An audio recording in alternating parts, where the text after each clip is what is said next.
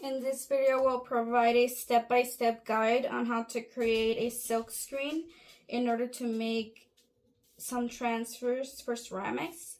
This is a way that you can repeat a design over and over again on different pieces.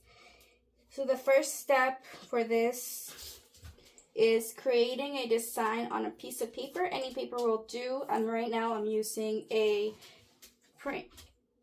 printer paper. So on this printer paper, I'm creating a pattern that I want to be on my screen. You will do this with a pencil.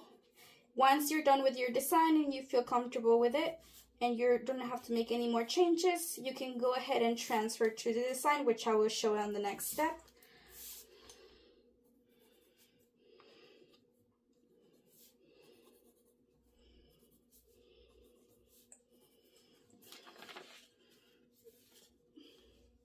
For this design that I am creating at this moment is made out of shapes.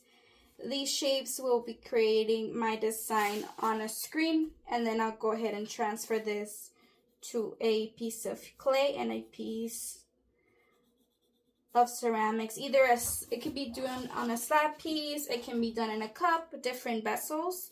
It is up to you and what you would desire your design to be in.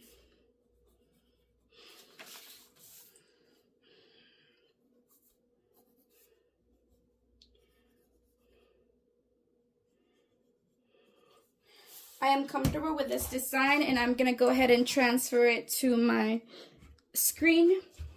This screen is made of 160 mesh count. The reason I'm using this mesh count is because it works with my underglaze.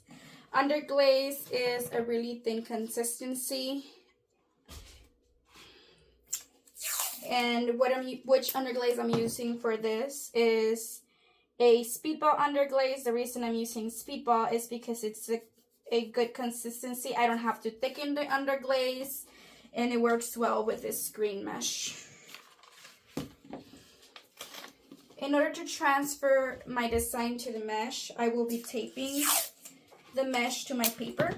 The reason I'm doing this is so that my paper is a guide for my mesh transfer. I will be taping it so that it doesn't move while I'm transferring the design. And I will put it on all sides just to be secure and so that it doesn't move while I'm drawing out. The way I transfer my design to the screen is with a pencil. So any pencil will do. You will glide the pencil on the screen over your design. I'm going to go ahead and color in all of those lines that I created. And I am going to glide the pencil. I'm not going to press on it. Otherwise, I will damage the screen and I'm going to have an issue once I transfer. So I'm going to go ahead and do this for all my design, and then I'll show you the next step.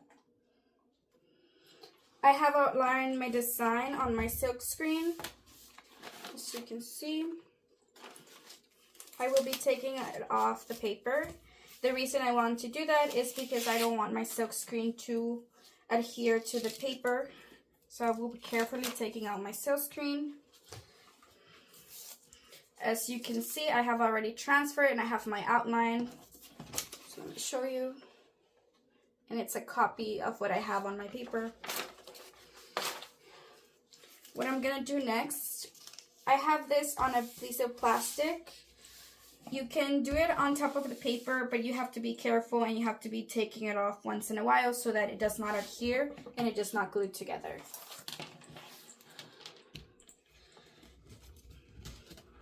On this container, I have some Mod Podge.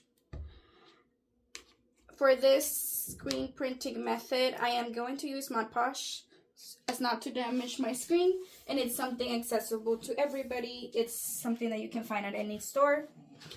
So what I will do next is I will decide how I want my screen to look.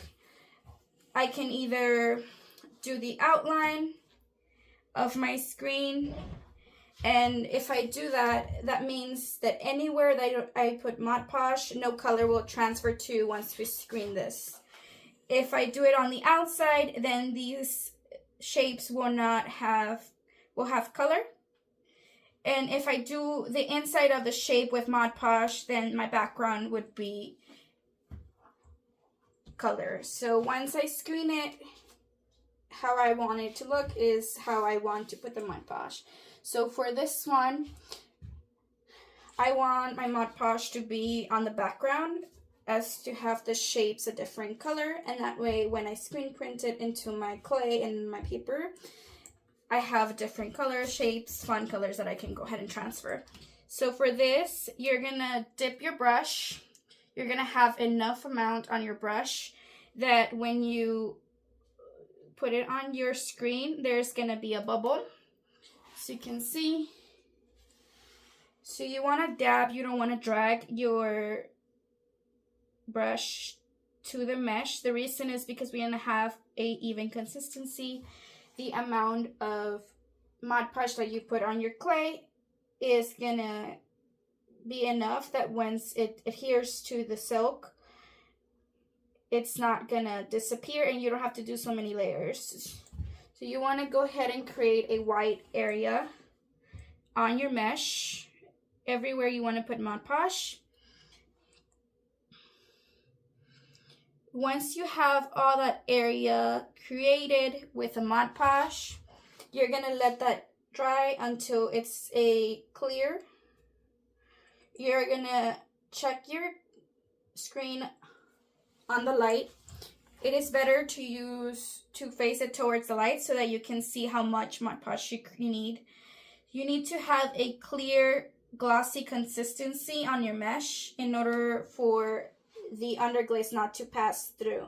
So this is a process that takes a little bit of time, and it's not something that is going to be created at one go. Depends as well on your design.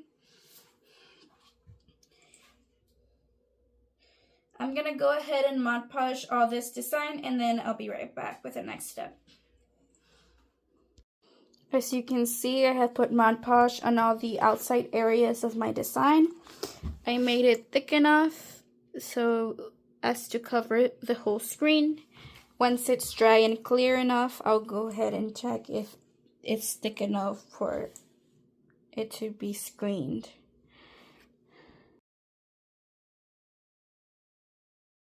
Once you put the Mod Podge, the area should be glossy everywhere. If you have spots that don't have glossy like I do here, then you need to fill them up with more Mod Podge.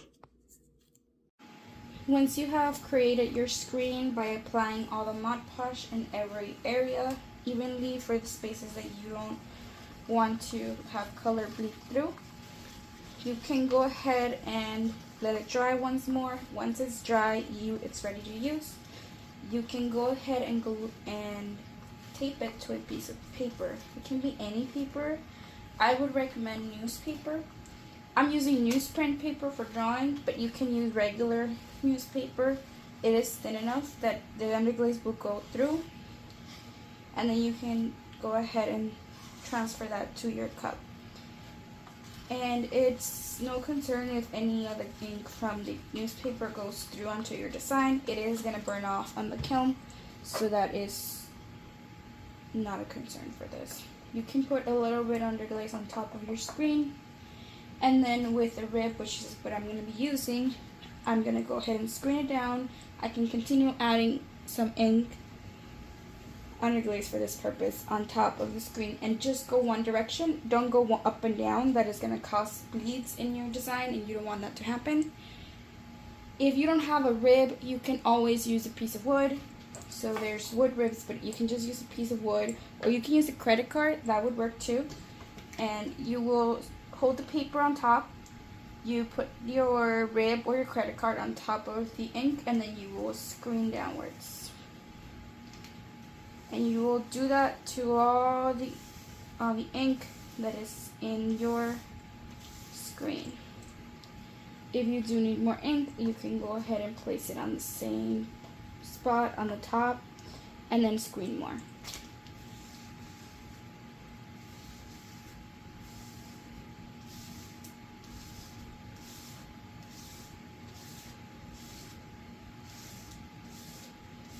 See how I'm just going in one direction?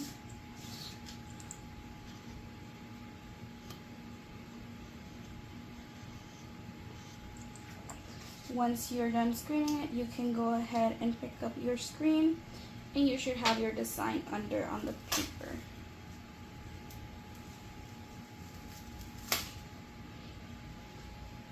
You can clean this after maybe every 2 uses, just because the underglaze is going to be clogging up the screen. So once you start screening again, it's going to distort the design that you have created.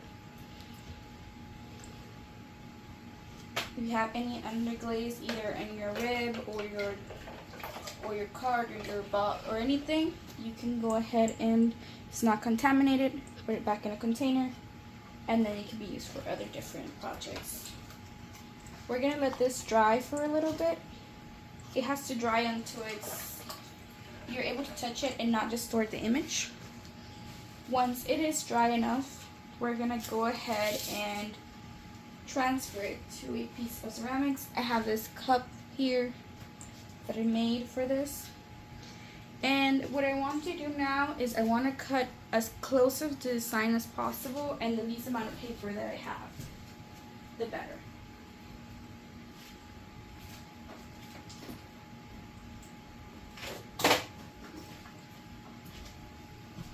Okay, so I'm going to cut the paper, and then I'll be right back. Okay, so now we're going to go ahead and transfer our design into a mug. You're going to go ahead and place your design however you want to be, either a mug or in a slab, whatever you're using. And we're going to transfer it like a tattoo. So what you're going to do, you're going to use a sponge, get some water. You're going to take some water off. Don't too much water at once, do little by little. And you're going to smoosh it down, rub it into the mug. If you want better hold, you can put your hand inside the mug, and then that will give more stabilization, so that when you're doing this, nothing's moving and you're not distorting the cup too much. So you see what I'm doing here? I am pressing on it, but also smoothing it out. You want the paper to glue to the ceramic piece as much as possible. So once it's all together, and if you see any wrinkles or anything moving, you can put more water, and you can also use your rib to smooth it out.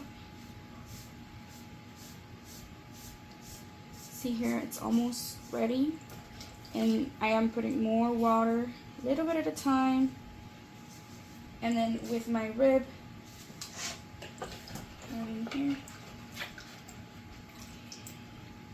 I can smooth it out into the clay. So the principle is the same as a rub tattoo. You're going to try to take as much water as possible off of the design. You want this to adhere, so you're going to move it all.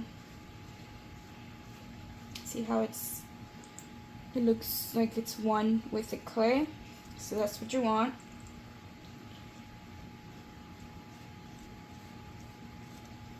And the water is going to help the transfer of the color to the clay. You're going to go ahead and take it off slowly. You see how it's already coming off. And then that design is already on the other side of your mug. You take all the paper off. And then you have your design here. So this is what I did for my design. I didn't complete it, but I can always put another one here in this area just to complete my design. I wanted to show you how you can transfer it. You can do that for any other transfers you make. You can make as many as you want. These are savable, so if you make a lot of them, you can continue reusing them in the future. The underglaze will stay as long as you don't wet the paper. And then you can go ahead and clean everything up, and you can start screening more if you would like. Now that I let it soak, it doesn't have any more underglaze on it. As you can see, my screen is already back to clear. And that is when you can start screening different colors, or the same color multiple times.